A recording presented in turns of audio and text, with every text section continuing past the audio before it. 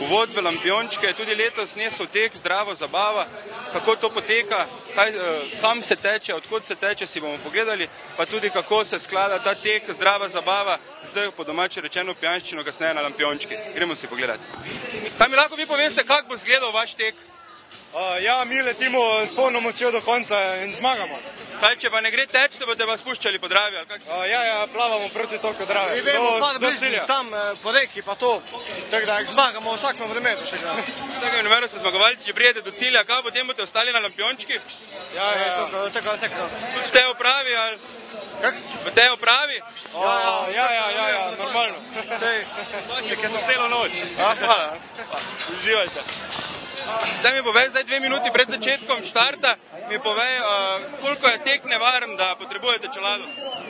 V bistvu pač kontakti so, ne, za zaščito samih igralcev malo drugače, recimo kot rugby, ne.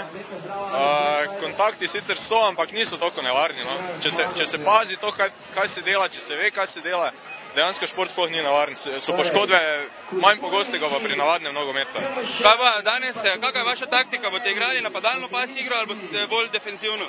Danes smo prišli v bistvu samo tu čuvati linijo, tako da bolj se sprostimo in pustimo tistim, kaj dejansko mislijo teči, da otečejo.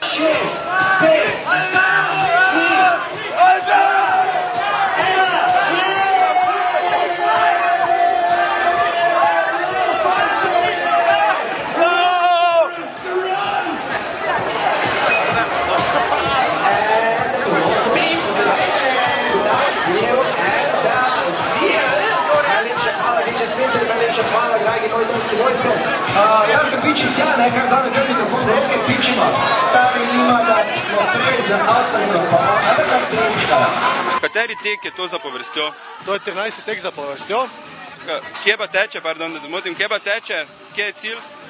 Štart je bil tukaj na Grajskem trgu, trasa teka poteka potem po Slovenski, Gosposki ulici, čez glavni trg ter mesarski prehod na Lent, ter potem ob Dravi vse do Mariborskega otoka, kjer je tudi cilj.